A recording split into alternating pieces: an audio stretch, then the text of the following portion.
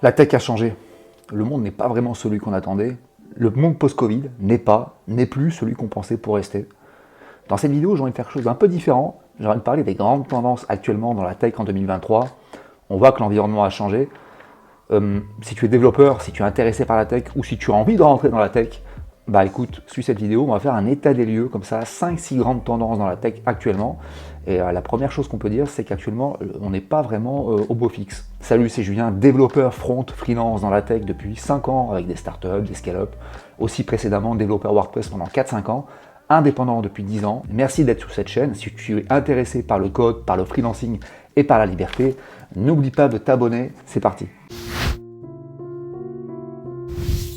La première grande tendance dans la tech, je crois qu'on peut le dire, c'est que c'est la crise actuellement. Même pour des développeurs seniors, pour des gens qui ne connaissaient pas ça, ils galèrent à trouver leur prochain job ou leur prochaine mission freelance. L'environnement semble avoir complètement changé. Aujourd'hui, on est dans la restructuration des startups. Ça réduit les effectifs. Aux US, en France, il y a une baisse des investissements. En janvier 2023, ce sont seulement 760 millions d'euros qui ont été levés dans la tech en France, contre 2,6 milliards l'année dernière. En février 2023, ce sont 450 millions d'euros qui ont été levés dans la tech, contre 710 millions d'euros l'année dernière, avant que ça reparte sur les mêmes niveaux pour mars et avril.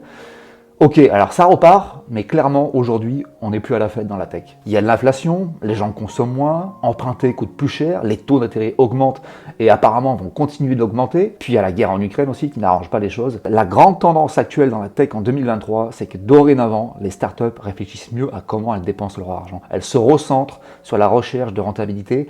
Et ça c'est nouveau parce que c'était pas comme ça avant. Avant, les startups cherchaient absolument à grandir. Elles embauchaient du développeur à tout va.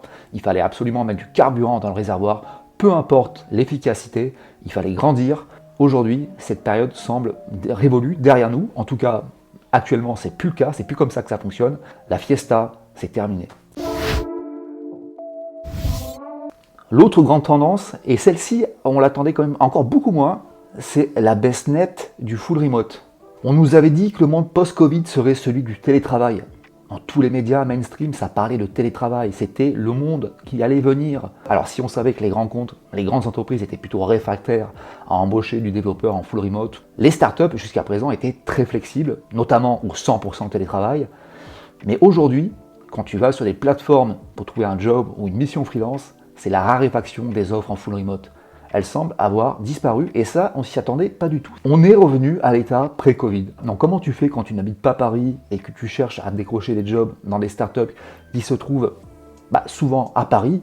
En fait, tu fais comme on faisait avant. Tu essaies de te débrouiller, tu essaies de rentrer peut-être dans des plus petites équipes, des plus petites structures, là où le full remote va souvent poser moins de problèmes. Peut-être éventuellement passer par des petites missions, là où aussi le full remote, le 100% télétravail, ne pose pas de problème. Qu'est-ce qui se passe actuellement? Pourquoi le full remote semble avoir disparu des startups qui pourtant étaient assez flexibles sur ça avant? Voici ce que dit Sam Altman, le fondateur de OpenAI, le fondateur de ChatGPT. Je pense que définitivement l'une des pires erreurs de l'industrie tech a été que tout le monde devait être en 100% télétravail pour toujours. Les startups n'avaient pas besoin d'être en personne et que cela poserait, vous savez, pas de problème de créativité. Je dirais que l'expérience à ce sujet est terminée et que la technologie n'est pas assez bonne pour avoir des gens qui puissent travailler à distance tout le temps, en particulier dans les startups. La collaboration en personne aide à créer des lieux dynamiques et des quartiers urbains dynamiques. On dirait que l'opinion qui s'est généralisée dans la tech est celui de Sam Altman. Et ça, on s'y attendait pas du tout. On pensait que le full télétravail allait pour rester. Le full télétravail, le 100% télétravail était omniprésent dans la tech durant la période Covid. Aujourd'hui, on est revenu à l'état pré-Covid. Alors, ça ne veut pas dire qu'il n'y en a plus, ça ne veut pas dire qu'on ne peut plus en avoir. Il y a toujours des offres qui sont disponibles en full télétravail. On peut toujours négocier du full télétravail après avoir rencontré un CTO, un manager, un lead développeur et que le contact passe bien. Parfois, ça peut se négocier, mais c'est vrai que la tendance est clairement à la baisse en 2023. Autre grande tendance de la tech, c'est la montée en puissance du no-code et du low-code. Alors, est-ce qu'il faut être inquiété par ces outils de low-code, nous les développeurs? Je dirais pas forcément, mais clairement, ça ajoute de la compétition, ça rajoute des outils sur le marché qui font des choses que les développeurs faisaient avant. Alors, à quoi servent les outils no-code? Je ne sais pas si tu connais. Il y a par exemple Bubble qui est très populaire dans la tech, très utilisé. C'est un peu le logiciel star pour créer des applications en low-code. Qu'est-ce que tu peux créer avec ces applications low-code? Ça permet par exemple de créer des apps qui ne sont pas trop complexes, des plateformes de prise de rendez-vous, des plateformes pour générer des devis en ligne, des applications pour gérer les employés. Tu peux créer ces applications facilement et rapidement. On peut créer aussi des applications qui sont relativement complexes, d'après ce que dit cet article. Apparemment, en plusieurs mois tout de même, 5 mois d'après cette personne chez Suez pour créer une application relativement complexe. Oui, il faut savoir que 5 mois, si tu ne le savais pas, 5 mois pour créer une application, c'est vraiment très très court. Alors, est-ce qu'il faut être inquiété par ces outils low-code? Tu sais, moi ça me fait penser un peu à ces outils comme Divi, Elementor pour créer des sites WordPress, ces outils qui sont en drag and drop pour ajouter des composants et monter des sites web.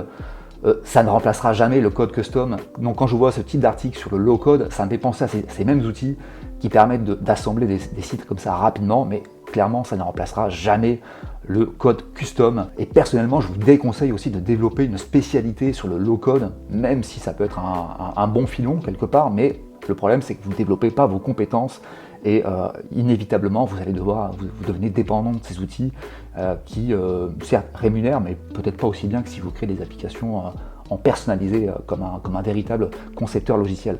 Alors ok, vous pouvez ajouter du code custom dans certaines fenêtres, mais l'architecture de l'application, tu oublies, il n'y en a pas. Les bugs à corriger, c'est pareil, ça va être compliqué de corriger des bugs sur ces applications low-code. La maintenance et l'évolutivité de l'application sur ces applications low-code, c'est pareil, ça va être compliqué. Et quand tu veux faire de la connexion à divers services, divers back-ends, sur une application low-code, je vois pas trop comment on peut faire ça doit être assez dégueulasse. Tu peux peut-être injecter du code comme ça dans des fenêtres, du code personnalisé.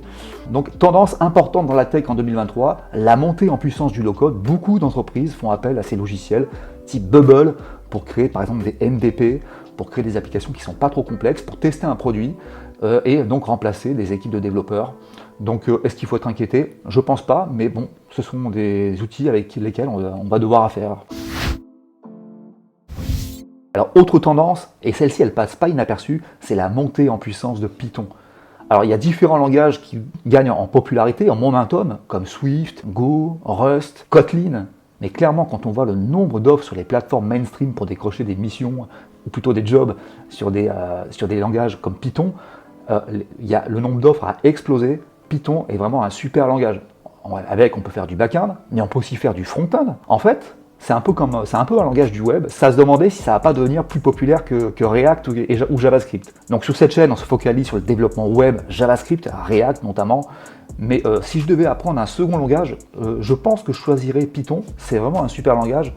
Mais bon, comme vous savez, c'est du travail mine de rien.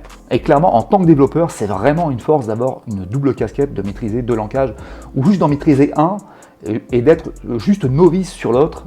Si tu es développeur JavaScript et développeur Python ou Ruby, ça intéresse clairement le marché d'avoir un développeur comme ça qui connaît deux langages de programmation.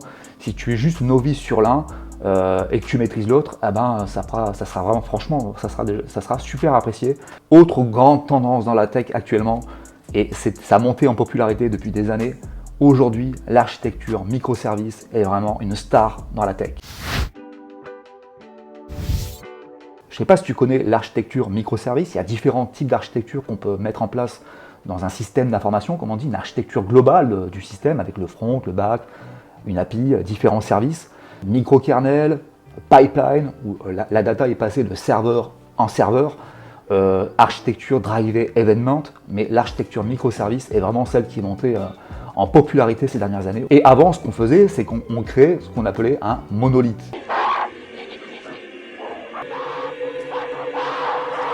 Il y avait tout qui était mélangé, le front, le back, tous les services sur le même serveur, la même codebase, sauf qu'évidemment, au bout d'un moment, ça posait des problèmes. Ça posait des problèmes pour scaler, ce qu'on appelle scaler.